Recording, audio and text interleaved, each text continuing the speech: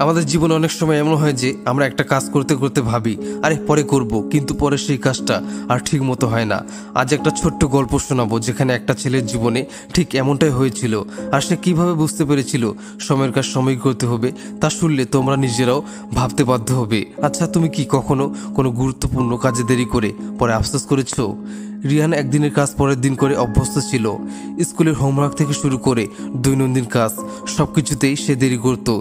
তার মা বারবার বলতেন, রিহান সময়ের কাজ সময়ই করো, পরে আফসোস করলেও আর সময় ফিরে পাবে না। কিন্তু সে মায়ের কথা কানে তোলেনি। একদিন স্কুলে বিজ্ঞান মেলায় অংশ নেওয়ার সুযোগ আসে।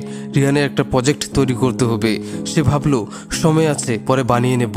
কিন্তু সে সময় মতো কাজ শুরু করেনি। প্রতিযোগিতার আগের রাতে প্রজেক্ট বানাতে সে বসে। সে দেখে প্রয়োজনীয় সরঞ্জাম তার নেই। পরের দিন খালি হাতে স্কুলে গিয়ে সবাইকে প্রজেক্ট উপস্থাপন করতে দেখে রিহানের খুব মন খারাপ লাগে। শিক্ষক তাকে বলেন, তোমার মেধা আছে, কিন্তু সময়ের মূল্য না বুঝলে জীবনে সফল হতে পারবে না। এই ঘটনাটা রিহানের চোখ খুলে দেয়। এরপর থেকে সে আর কোনো কাজ ফেলে রাখেনি। পরবর্তী বছর একই প্রতিযোগিতায় সে প্রথম স্থান অর্জন করে এবং সবাই তার প্রশংসা করে। সময়কে সঠিকভাবে কাজে লাগানো না গেলে সুযোগ হাতছাড়া হয়ে যায়। সঠিক সময়ে সঠিক কাজ করতে হবে।